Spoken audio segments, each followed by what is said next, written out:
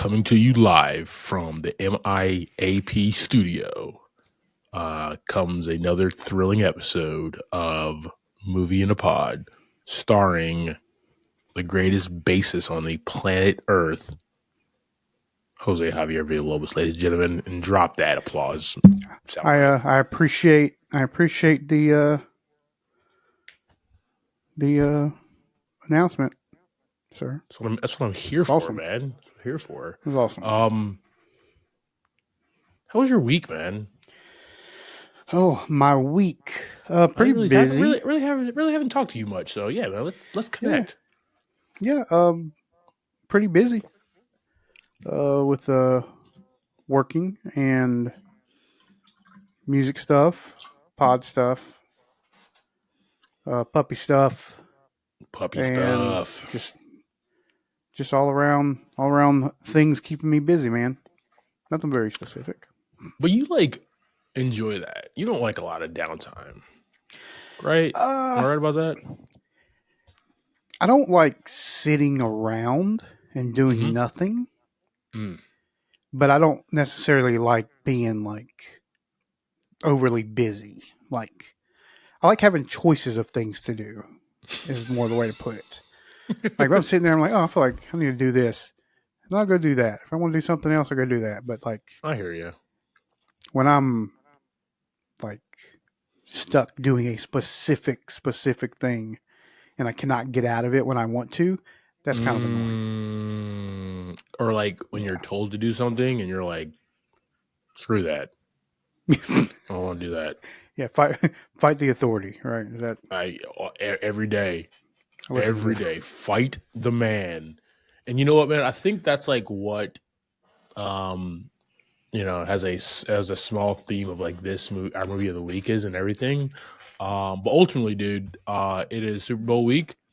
By the time this pod comes out, Super Bowl will have been over and decided. But who do you got? I don't know. I may not even watch the Super Bowl. So, in normal Javier fashion, ladies and gentlemen, I got no dog in this one. No dog in this fight. I mean, we do have a repeat, right? Eagles and Chiefs. I do know that. Mm-hmm. So, I have no. I don't not really worry about it. He really doesn't care about either of your teams, guys, is what he's trying to say, okay? If you're an Eagles fan, he doesn't give a damn. If you're a Chiefs fan, he really doesn't give a damn, okay? That's what Javier's trying to say there. And you know what? I'm going to back him up here. I also don't give a damn, okay? Because neither of my teams, the Giants or the Panthers, are in the Super Bowl this week. And there you go.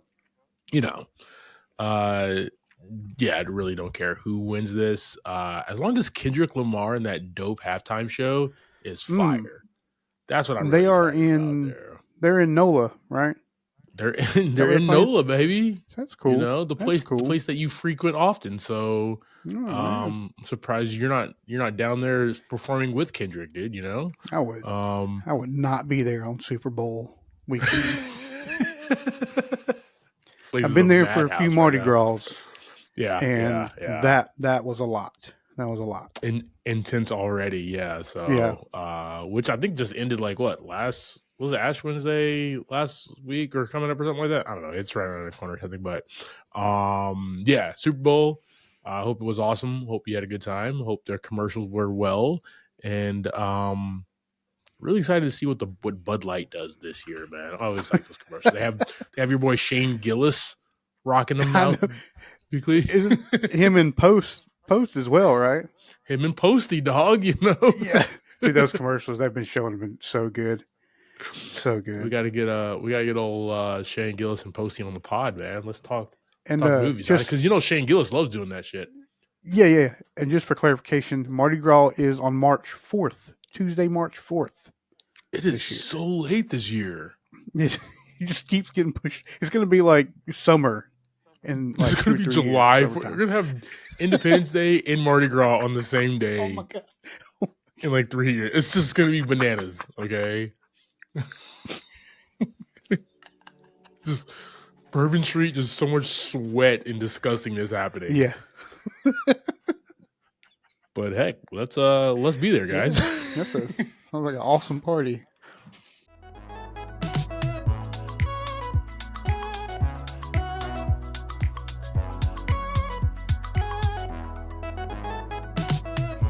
Welcome to this episode of Movie in a Pod. I'm Clyde Smith. And I'm Javier Villalobos. On this week's episode, we're discussing trailers for Jurassic Park Rebirth, the Fantastic Four First Steps, in our Movie of the Week, Love Hurts. Ladies and gentlemen, it really does.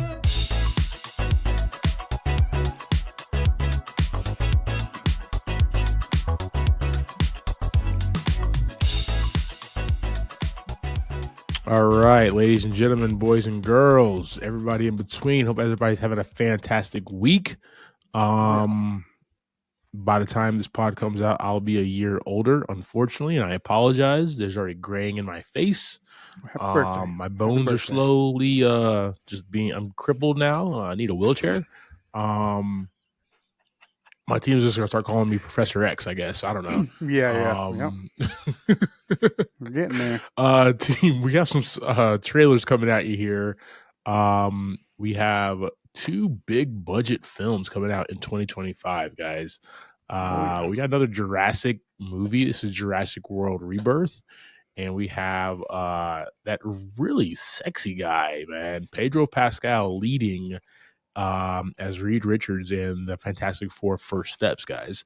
You can see the full trailer reactions on our socials, on our link tree in the show notes. Yes. And yeah, check out our socials, guys. Like, share, subscribe. We're adding new content every day.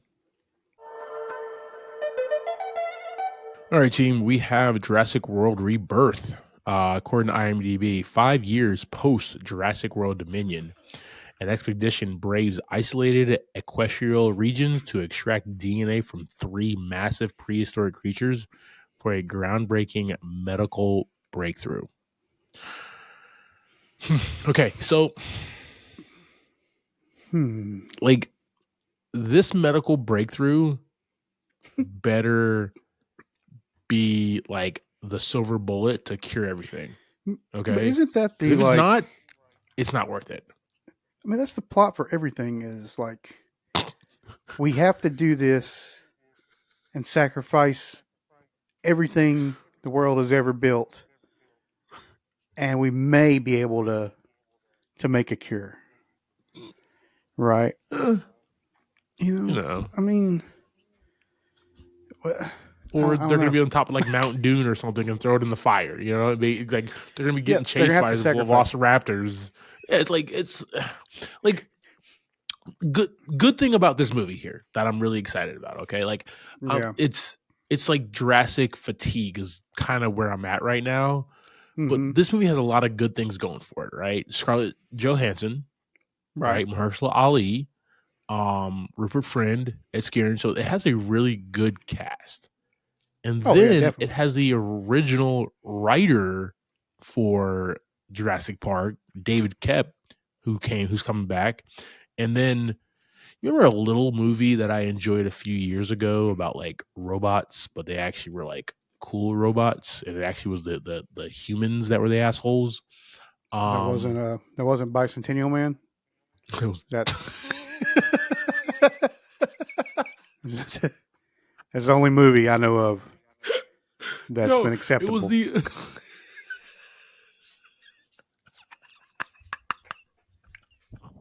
The Creator. Oh yeah, that's right. Yeah, I just watched that again not too long ago. So good, man! It's a beautiful movie. Yeah. The creator, writer, director, Gareth Edwards, who also did Rogue One, who also did the first Godzilla movie back in the 2014 Godzilla movie. He's directing this. So like this movie has a lot going for it as far as like talent, star power. Okay. So that's good. So like it's going to be a fun, thrilling ride like they all are. I mean, the Dominion wasn't really, that was kind of boring, but we pulled up anyway. So like I'm already pulling up for this. You know, July 3rd, I'm in the theater, dog, or July 7th or whatever the hell it is. I'm in the theater. It's going to be a fun. It's going to be a good time. It's just like what new and fresh ideas do they have to make people afraid of dinosaurs? Because at this point, like I feel like a 7-year-old will walk into Jurassic World and be like, whatever. You know what I mean? Like, yeah. I know what to do. Seen this, Right? done this shit. Well, what more can you do? Like you said, like when you go to an island full of deadly dinosaurs, right? They're trying to kill, Yeah. everything's trying to kill you, right? Everything's trying to eat Yep. you before you even get to the land. Yeah.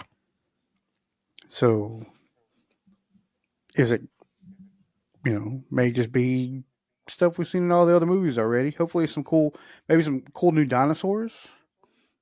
That's Maybe, always fun. That is always yeah. fun. We got that in But, Jurassic World. Um, but I mean, they can only get yeah. more ridiculous, right? Yeah. That's the only way to go. Yeah. There's more crazy. But we'll see. More I'm gonna crazy watch it. dinosaurs. I mean, yeah, of course. Like, come on, Yeah, dude. yeah. I'm probably gonna Herschel enjoy it. Ali But, and Scarjo, like there's no way this movie is not going to be watched by us. Like, give me my T-Rex popcorn bucket and let's go. You know what I mean? So that would be awesome. Or maybe like a velociraptor egg that you open up.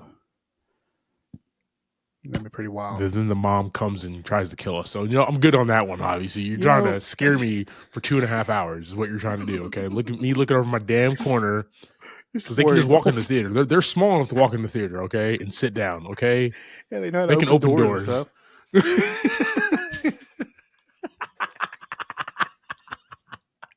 Yeah. Yeah. Team, we're gonna throw Jurassic World Rebirth on our socials. Let us know your thoughts. You guys excited for this movie? Which one of the Jurassic movies is your favorite? Let us know in the comments, team. All right, team. We have the Fantastic Four First Steps. According to IMDb, Marvel's first family face their most daunting challenge yet. Forced to balance their roles as heroes with the strength of their family bond, they must defend Earth from a ravenous space god called Galactus and his herald Silver Surfer. Team, this is directed by Matt Shackman, written by Peter Cameron, Josh Friedman, and Jeff Kaplan. JV. Yes, sir. I don't know about you, man, but I'm just really glad that like Ben, he got a shirt on. You know what I mean? Like my man, he probably does get cold. You know what I mean? Yeah, I don't know, thermodynamics. I'm not. I don't know if that's the right term or not. I'm not smart in that kind of thing. But yeah, I would assume he changes temperatures. Yeah. Like it's I'm glad we're not seeing his rock hard pecs. You know what I mean? They're covered. Okay, we can keep them things away. Okay, so he's also not like overly gigantic either. Like exactly, he's a big boy, but he's not like like the 2015 enormous. movie. Yeah, like the 2015 movie, dude. He was just like ridiculously huge, and even like the Tim Story ones with Jessica Alba and Chris Evans, it was Michael Chiklis, and he was in costume. Yeah, Michael Chiklis is already a big guy, but this is more of a comic accurate looking thing. Let's not just talk about Ben Grimm here. What's up? Okay, go ahead. No, I was going to say, let's not talk about. As we keep on doing it. Continue. Yeah. This is what we do every week, guys. We got some bad latency. What I was going to say was like, as a 4 cast members, I think this is like the most serious cast like we've seen with these in this family so far. Like I expect nothing but great acting and a good serious demeanor from these guys.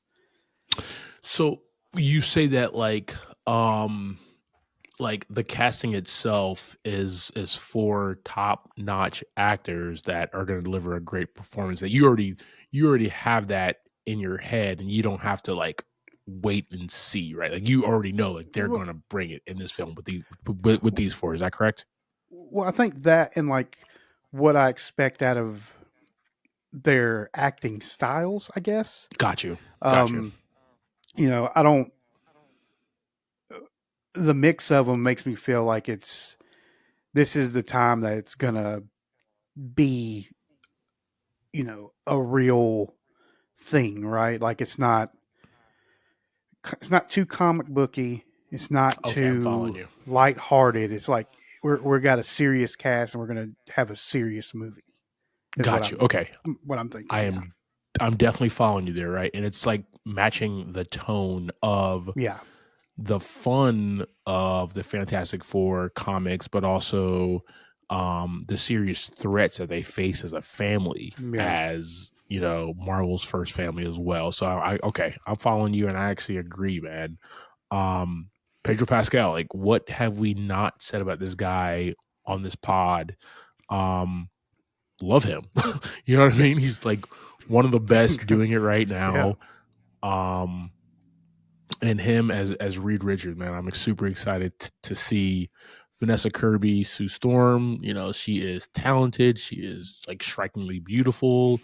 Right. And like the thing with Sue's character that as much as I liked Jessica Alba as Sue Storm as well, um, what I think Vanessa Kirby's going to be able to do, like she's that glue. You know what I mean? Like she's that glue that Yeah. holds the family together because Johnny and Ben, they always are fighting. They're always arguing with each other, always picking on each other and stuff, right? Reed and Ben get into it. Reed and Johnny get into it, right? But she's always the Hmm. one who has to like bring everybody together, and like Vanessa Kirby has that ability. Yeah. You can just already see that kind of in the trailer, just her style, her look, and everything. So super excited for her. And then yeah, like Johnny Storm, who is clearly the most popular character in the Fantastic Four, Joseph Quinn, man. He did that one season of Stranger Things and became like a movie star. And I'm here for it, dude. I am definitely here for it. He has been great in everything that he's done. Gladiator 2, Quiet Place, Day 1, now this. Like, I want to see more of him. And I think he's going to bring a fun, flirty type of Johnny, way different than what Chris Evans did. Hmm. Bad boy type thing, but also like still a part of the family. Thing with Chris Evans and the thing with Michael B. Jordan, they didn't really want to be a part of the family. Yeah.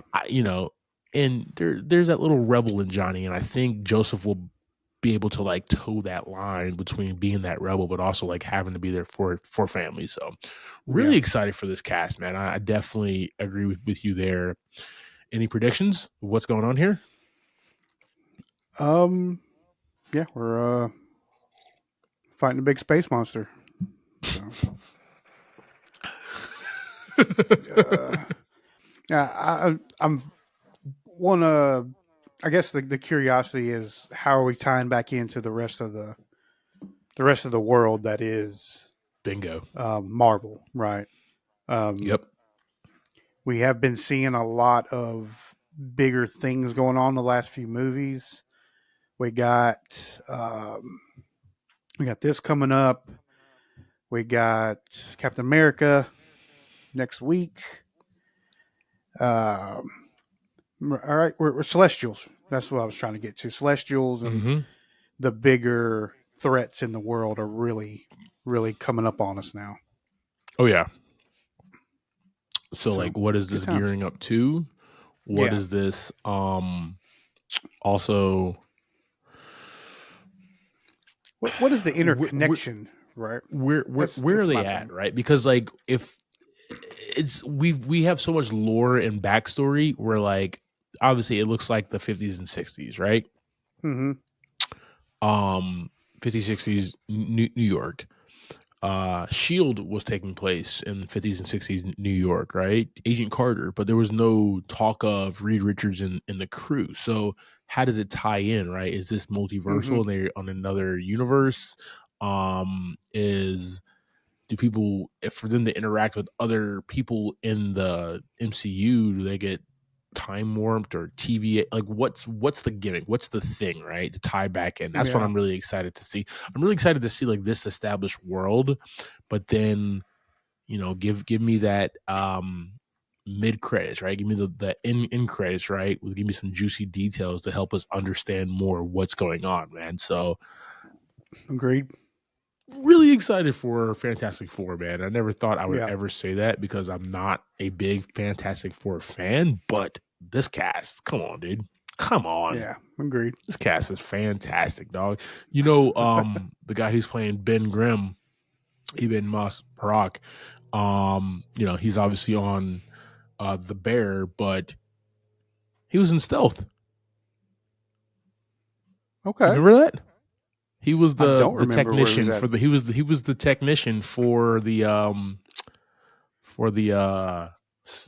ship, the spacecraft, the flight, the Oh, F-16 thing. It was him, just with really? like long hair and everything. Yeah, that was him, dude. Wow. Let's Look go. so much younger and different. Yeah, I mean, so that was what, uh, almost 20 2005 or years something like ago? that. Yeah. Yeah, it's 2005. Yeah. Yeah, he's grown a little bit. He's grown a little bit. Yeah. So, That's cool. team, we're gonna throw the Fantastic Four first steps on our socials. Let us know your thoughts. Also, let us know who your favorite Fantastic Four team member is.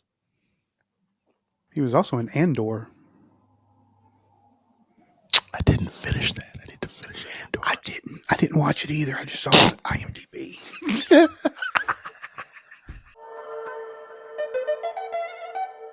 All right, brother, you ready to jump into this week's movie? Yeah, man. Sounds good. All right, team. We have, for your listening and viewing enjoyment, we have Love Hurts. Oh, yeah. This is a movie that was released a couple of days ago on February 7th, 2025.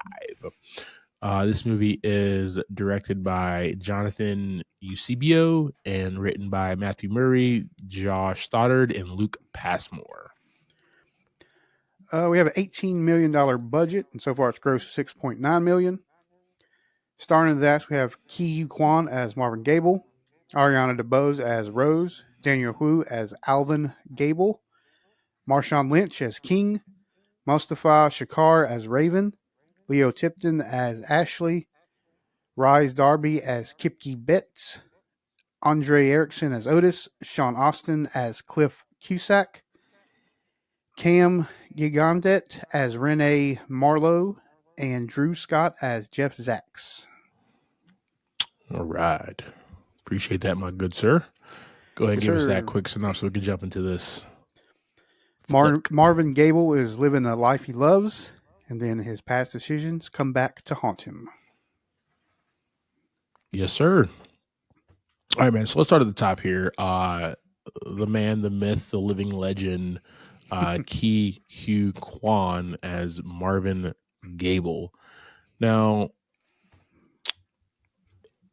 he's been short round. He's been Richard Data Wong. He's been small parts here and there. And then he jumped up in 2022 as Waymond Wong in Everything Everywhere All at Once, where he went on to, have some accolades. Won a Golden Globe, Best Supporting Actor, Screen Actors Guild Awards. You know what I mean? So he's definitely here now, later in life, and wants to, get back out there. So this is kind of like his first role that he's actually the leading man. Yeah, we had him in Loki season 2 as well. We did have him in Loki, yes. Great yes, character. Yes. But he's been around, man. That's the cool thing with him, because he's been like fight choreographers, translators and stuff on like X-Men, The One, a couple of television shows and stuff. So he's definitely been around. So it's not like he just left Hollywood. Cool. It's just has had a long career. But he's Marvin Gable, man. And he to me, man, we grew up with him as Data, right? We grew up with him as Short Round, and like Temple of Doom is not my favorite Indiana Jones movie, so I know him more as Data from the Goonies. Yeah. and that's how I equate him. And it's hard to see him. It's like seeing, you know, Mark Hamill other than Luke Skywalker, right? It's difficult. So the whole time I'm thinking like Data in my head, like he's gonna do something with his belt and have like a spring come out or something, you know, or like a knuckle, like somebody's gonna punch him. You know what I mean? So, um, but how do you not like this character Marvin Gable when we first meet him, man? Yeah. Um, how do you? I'm trying, dude. I just keep all I picture is the boxing glove thing. That's it. That's all that That's what pops I'm in my talking head. about. Yeah, how do you like not enjoy Marvin Gable, right? This guy is just living the life that he wants to live as this realtor, Yeah. right? Not the most exotic life, doesn't have the most, you know, he rides a bike to work, but he's the nicest guy. And you're trying to figure out like there's no way reason why this guy is so damn nice, right? And this is only like a 90-minute Yeah. movie, so you have to like So good. Perfect timing. they have to like give us this information quick. And what we learn is like, oh, well, he has a past life and he's just trying to change his ways. He's changing his stars. Mm-hmm. Um, and so that's why he's like bringing cookies in for everybody. He's smiling. He gives these motivational speeches to his staff and everything. You know, he's just the nice guy. He gets the regional realtor of the award, a year award and stuff like that. So like everybody likes this guy. Um, and he's very like easily like lovable. That's what I really like about Kiyu Kwan, man. He, Yeah. even though he's a badass like martial artist, he doesn't come across like that. He just comes across as an everyman who just loves life, and you see this in here. But you also see like there is something missing. You get that vibe not only through his exposition, but you can kind of see it on his face, especially in the beginning when he's making the cookies, when he is making his pot roast or whatever, right? Whatever he's doing, you do see Yeah. there's something missing in his eyes, in his face that we definitely explore and turn and find out later on as well. So really Yeah. liked him. And a lot of times, I don't know if it was purpose on this movie, but like anytime there's any sort of like ex assassin or ex agent of any kind, it's usually like a fairly bare house. There's very, very minimal uh, attachments or Yeah. any kind of things they seem to really love. And for this Yep. one, it was kind of that. You know, he had the crystal, and then he had the plaque that he was given, the Really award he only was two given. things that he really cared That about. You know was what I mean? that was it. Yeah, that I mean that seems to be a fairly uh, prevalent theme that I see whenever we watch these kind of movies. Definitely, with like guys with like hardened past and trying Yeah, to change because they're always if they looking got over to go, their shoulder. yeah, if they got to go, they grab a bag with clothes and money, and then like one or two things go in that bag, and they're out. And they did that too. Robert Robert De Niro had a quote in Heat in the movie Heat, Michael Mann's 1995 fantastic film, and I can't direct quote it, but it's just like, what do you do when the heat's right around the corner, right? And you have like 5 seconds to go, like you just get a bag and go. You know what I mean? And that's kind Yeah, of their whole lifestyle, and you can see that with Marvin Gables because he is this former hitman turned successful realtor. Um, but you got sometimes you just got to wake up the beast, yeah. and that's where we kind of lead into. So this whole story, by the way, is around Valentine's Day, and Mm-hmm. I think that was really cool because typically you get like the movie Valentine's Day or Mm-hmm. Valentine's type love stories, right? But this was an action love story. We'll talk about that later with what 87 Yeah. North has been doing, man. But it revolves around it. So literally, he's in the office and he meets a old foe, um, Mustafar Shakir Raven. And this guy, man, he's huge One of for my, one. I would say, I would say my second favorite character in this movie was Raven. Is that because He, fighting or just his personality? um, fighting first, his Yes. fight scenes were awesome. Um, but also like his personality was very interesting. Like, He was a different assassin, right? yeah, I mean, just his whole thing, like the actor, the the character, all kind of worked together very well, Yeah. and for what he was portraying. Yeah. Um for him, man, and I'm just doing it like this because he's the second person that we see in the movie. Um I really I'm with you. I really enjoy him because he was such a different match for Marvin. Marvin's this Yeah, little small Asian American guy, right? Raven's this like 6'6" black guy, huge, has all the yeah, knives, has all the darts and everything. Just like he looks like this trained assassin, but he's also like he very soft was. spoken. Yeah, He's a I was gonna poet. say he's kind of the only one that's like put together in the whole Yeah, movie true, too. true, Like, true. you know what he's doing, and you can kind of see his skills. Everybody else was kind of they weren't very good, or they weren't prepared. They were Even like not. Marvin Gable, he was not prepared for any of this, and even the ones that were like planning it were not really prepared either. But Yeah. but Raven was ready to go. So he's an assassin. Raven's an assassin that is hired by Marvin's brother, who is this mob gangster boss or whatever, to go after him. And that's a really fun fight scene in his office. You Yeah, know, this hit yoga class that he's having while the Valentine's Day party is happening or whatever. That was really enjoyable. But let's talk about the the apple of Marvin's eye, man, Rose. And it's a Valentine's love movie. It's called Love Hurts, and so obviously spot on. Her name would be Rose. fair. Um, Ariana DeBose, man, one like she is definitely doing that Hollywood thing. She's getting these roles and she's knocking them out the park. She was a bright spot in Craven the Hunter. Okay. For as much as I didn't like that movie, like she did her thing.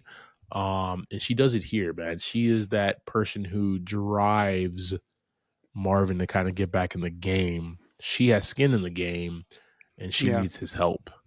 And I really like that she was that motivation. She was an asshole about it, but she was that motivational factor to kind of get him back to where, because he was like, no, I'm not that person anymore. I don't want to go Yeah. back Yeah. and do that. And we just need to get away and stuff like that. So, um, but her being this talented siren type, um, and I love the monologues as well, like the interior monologues that happen. Like they Yeah. both love each other, but don't know how to explain it. You know what I mean? Her, Mm-hmm. Rose, and Marvin, but we hear it as the audience. So I really did enjoy that. So there is some tension there, but there's also some bad blood there.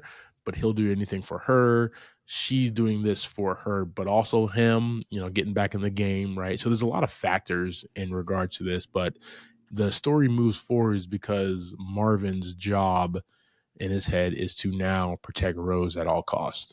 Yeah. And it's interesting how we even got there. So I really did enjoy that aspect of the character. Good deal. Can we talk about the two assassins real quick, man? Yeah, that's good. Let's talk about these guys, man. First, we have Marshawn Terrell Lynch as King. In the movie, it was Marshawn Beast Mode Lynch Yeah, I saw as that. King. I Yeah, I saw love that. that. Um, and then we have Andre Erickson as Otis. These two guys, man, you gotta have a comedic duo in movies like this, man. Mm-hmm. And either the good guys or the bad guys. And these guys were the bad guys, man. But like, I didn't hate them. I didn't hate them at all. Like, No, I mean they were the typical henchmen, right? yeah, Um, and like, what was it? In Too Fast, Too Furious, right? Yeah. Uh, the two guys that were going after um, uh, Tyrese and Paul Walker. Right, there was two Mm-hmm. guys in that whole movie from the beginning to the end, two henchmen, that never really quite did their job great. Right, they never did a good job. They did an okay job, Yeah. and this is the same thing. You had two guys who, you know, they they hurt Marvin pretty good, but they never successfully completed anything. But it was a great time watching them. Definitely. That happens a lot. I enjoyed it. And like there's like a love story there as well, right? Where like Marshawn's character Lynch, I mean King, is trying to help out his partner, his boy Otis, so Otis can get back with his girl. So he's dropping him Yeah. lines and saying, you got to say this, you got to do that, or whatever. And Otis is texting his girl the entire time, and she kicked him out, doesn't want to see him anymore. But he's trying to figure out like what he needs to get her right. Like that's like that's adding value to Yeah. these regular they could have just made these two just henchmen that just come in Yeah. like that Marvin has to fight or whatever, and just like they get beat up, but they add a depth to the story that is enjoyable, right? Because at the end of the day, And like they this kind is of a love story. compete like with each other too. Like the first house scene, Yeah. there Oh. Keaton's like watch this, check this out. The other guy's like watch this, which if Marshawn, I mean, it looked like Marshawn. If he was doing some of that choreography, he was getting in it. He was having a good time. Yeah. Um, They were kind of fight because they also were like, dude, I open that soda. Why are you drinking that soda, yeah, man? yeah, yeah. Just I fun to be enjoyed it had too. all the way around, man. Yeah. Um, Daniel Wu is Alvin Knuckles Gable, who's Marvin's estranged brother. He's the leader of this gang, this Wisconsin mob or whatever. It was in Wisconsin, by the way. That was an interesting place to Oh, have a movie. So that was interesting. Did you see on the license plate it said Wisconsin? So thought that was interesting. Um, good catch. kind of just a regular I'm the big bad villain leader type thing. Mm-hmm. um he really didn't give us much more than that, right? um there was nothing nuanced about his character. There wasn't Nah. anything that was like outstanding, right, about him. But like that's fine, because you don't want the movie to be too bloated, especially because you're giving your henchmen um you know character arcs, right? Yeah. So like somebody has to fall short, and that is Daniel Wu's Yeah. Knuckles, right? Like if Otis has a Yeah. whole arc with trying to get back with his girl the entire movie, somebody's He got to, really so I'm not does. mad at it. I just remember that. Like there was a whole scene dedicated to him, like trying to steal a bear. Exactly. Right. Oh man, um Yeah, Leo crazy. Tipton as Ashley. She is the assistant to Marvin Gable at the realty company, right? So she helps do the paperwork, helps him out in an office and everything. Um, Very interesting love story, man. How she falls in love with the Raven, right? And then they have a sub movie, a subplot as well Oh of yeah, their yeah. love and how they connect via words, right? He is a poet, and she reads his diary or whatever it is, and she instantly quits her job, right? Like, Yeah. and like you're shocked at first, so you're like, oh no. But when she finally a little later tells Marvin's like, again? Like, Yeah. right? Yeah, yeah. Yeah, she definitely has some depression issues from what we understand. Yeah, yeah. She's working through But some she's stuff. fun. Yeah. Yeah. She's working through it. But definitely another like fun character. And I love this movie. Reminds me a lot of like Crazy Stupid Love. I don't know if you ever seen that, but it's fantastic. And I there's think we and didn't we watch it? I think we did a pod on that, didn't we? if we didn't, we need to. Okay, it's awesome. I don't remember though. We We've done so did do many a pod movies. on that. Because Um that was Crazy Stupid Love. Oh man, I'm more than pretty sure we just talked about 2011, Steve Carell, Ryan Gosling, Emma Stone. it. I don't No, think we we did did. Drive Me Crazy, but I have watched that movie. I did All watch it. right, dude. Look at you just Yeah. watching rom coms left and right these days. I'm so I proud of you, mean, buddy. Let's I go. mean, Let's I mean, go. did you saw the cast, right? Cast is fire, dog.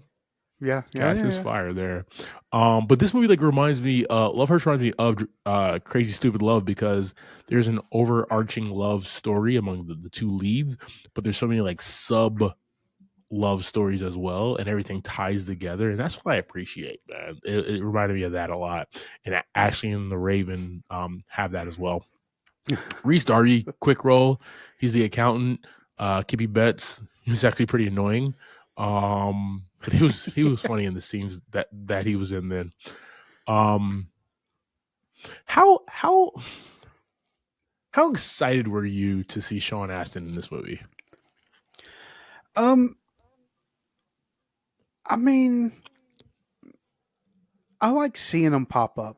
You know, he's just fun guy. He's a good actor, and he's bringing a different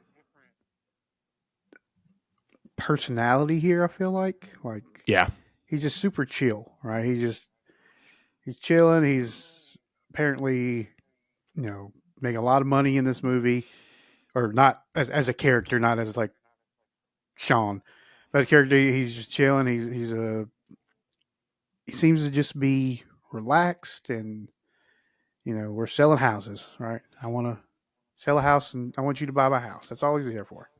yeah. Um, I did not expect his role to play out like it did, but it Good is gosh, what no. it is. Yeah.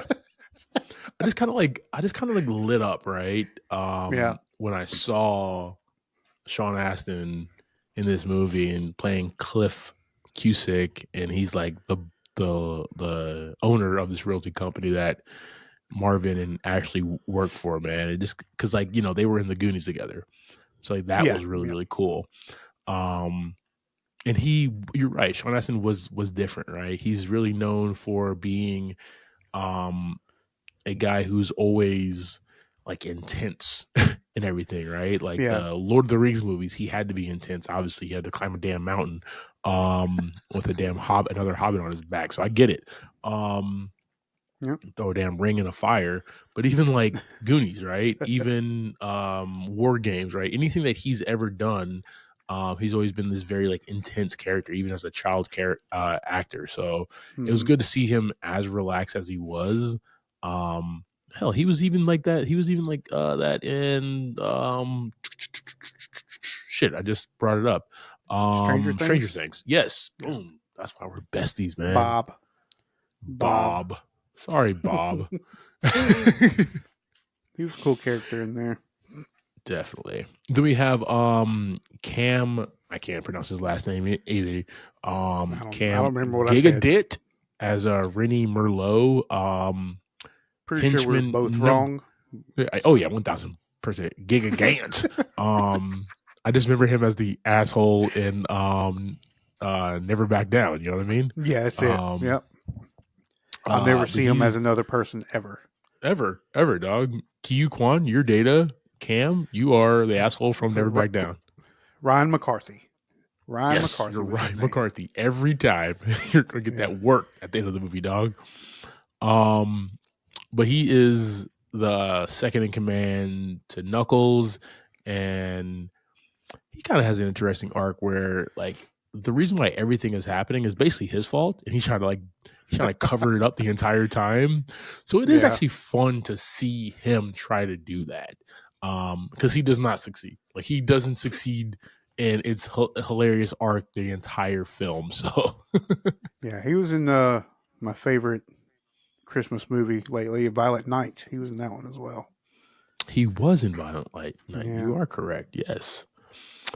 Um, let's talk about it, man. The look and feel of this movie, Yeah.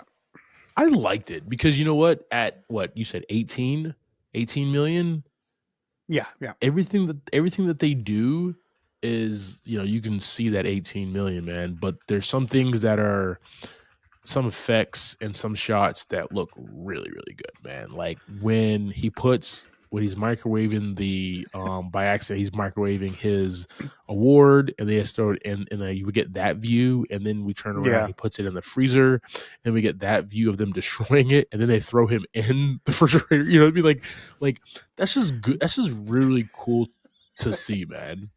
I love the remember in John Wick 4 when he was working with the dog, and there was that the overhead shot the entire time he's kind of going through place to place in that rundown Yeah. building.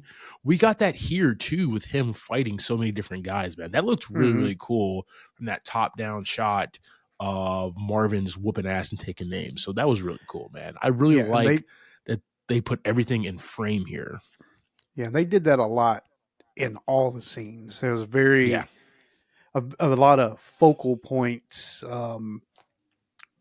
just throughout, and that was something I think they really tried hard to do right. Like you didn't stay in one camera too long. You always had you didn't say one camera and one view and one perspective. It jumped around Yeah. a lot.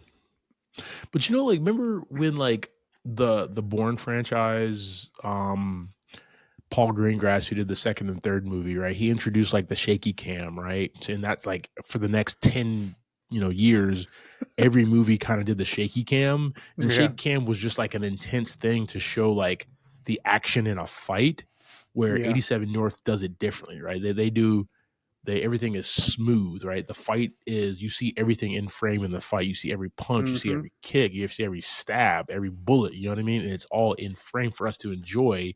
And it Yeah, takes real choreography. It takes real artists to mm-hmm. pull that off, man. But it does make all the difference. Also, I don't get sick watching these damn movies if there's with the shaky cam. So Yeah. You I don't love feel that like about they're this film. trying to hide. You don't feel like they're trying to hide anything. Yeah, Like yeah, they're not trying to pull off too many tricks. Like you said, the choreography is going hard, and it looked awesome. exactly. I really Yeah, enjoyed that about it. agreed, man. All right, dude. I do have a theme here. Okay, Uh, love really does hurt. Um, there you go. if you've ever been in love or been out of love or do anything to make sure that person you care about is safe and out of harm, this is what this movie is about, man. What I will say about 87 North Productions, right? Who Mm-hmm. gave us Nobody, Mr. Nobody, gave us Kate, gave us Violent Night, gave us The Fall Guy, and now Love Hurts, right? They're a production company that tells these action stories. Bullet Train as well tells these action stories, right? But tells a very nuanced story about love and heartbreak and moving Mm. forward. There's obviously some revenge in there as well.